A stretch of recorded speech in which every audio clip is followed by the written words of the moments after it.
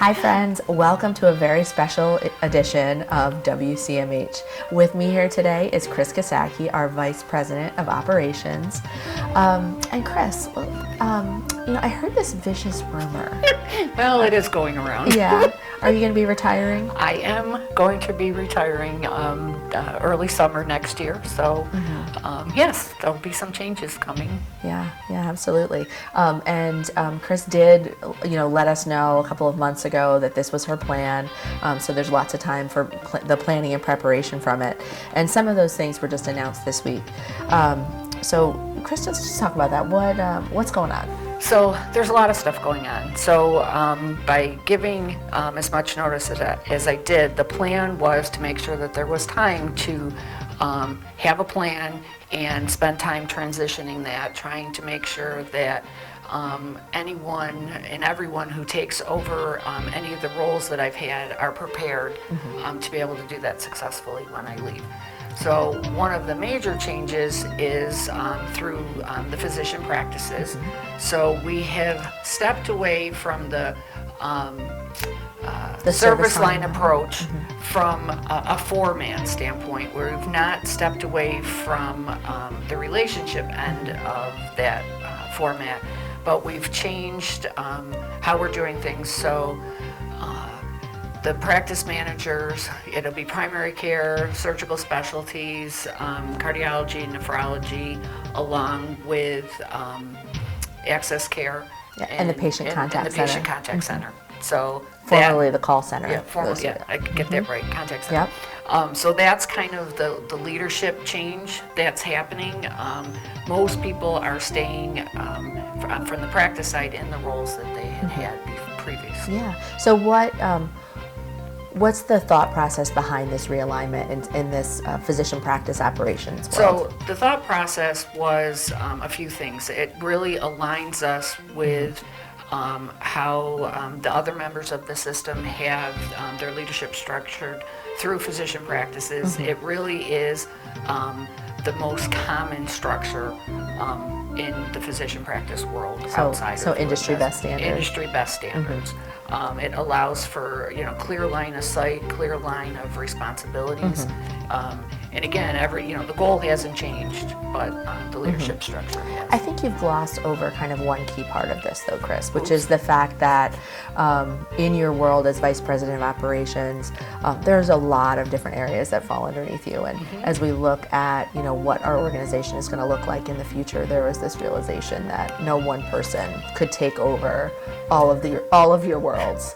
So I'm splitting them up. Yeah, that's right. I think it's taking at least 3 senior leaders to kind of take on that load. Yep, there's there's other changes happening. As everyone's aware, Charlie Smales is now the Vice President of Professional Resources. Congratulations, Charlie. I know.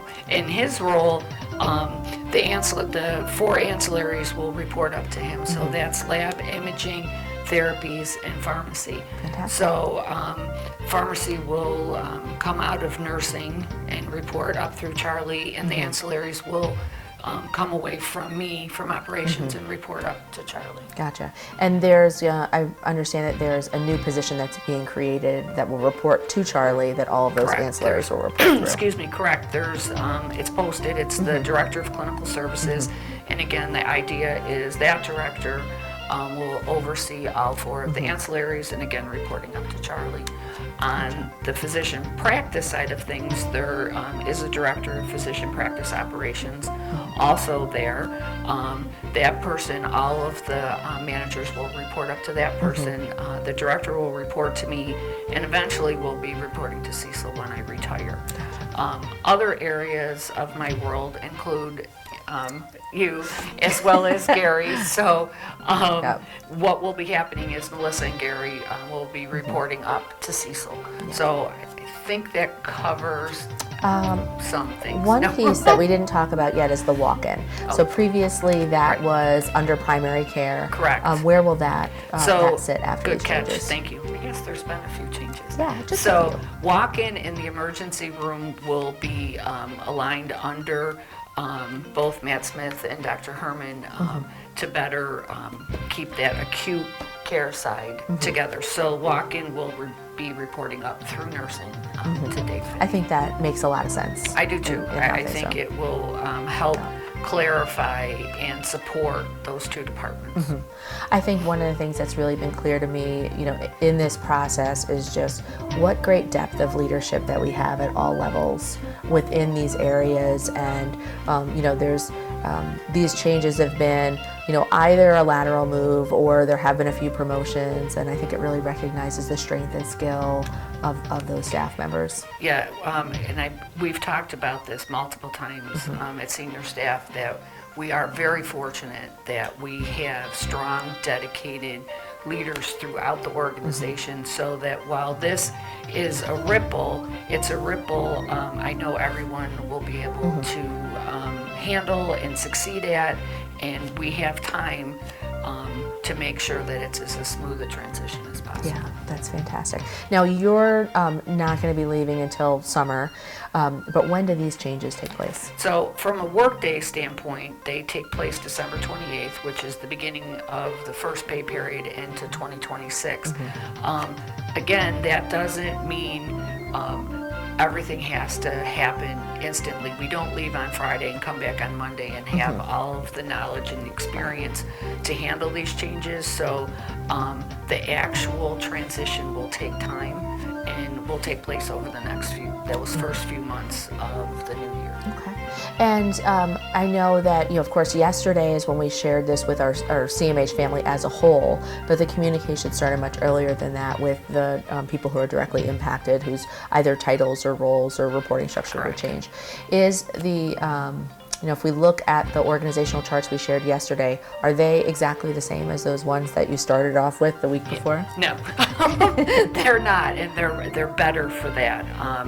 We were very sincere when we asked for feedback. We knew we had a decent plan from a structure standpoint, but there's all of those things that not everyone can think of it all the time. So with feedback, that changed how we're doing. As an example, it changed our leadership through women's health. Julie Parrish is the service line manager, will stay in place with both maternity and women's health. And we changed how the primary care structure was laid out based on feedback. So no, it did not stay the same. And when we ask for feedback, it's because we want that feedback, and we will act on it if at all possible. Wonderful. Well, and I'm really glad that you're going to be here for the next 5-6 months or so to help us with this transition, because as you said, there's a lot of knowledge that needs to get transferred and things like that, and that makes a lot of sense. So thank you very much, and thanks for your service. I know absolutely, thank you. I'm not ready for you to leave just yet, so I'm not I'm quite glad ready we've got a few either, months which left is why again. we've got a few months.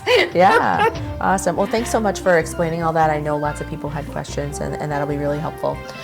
Just a few kind of quick announcements before we let you go back to your day today.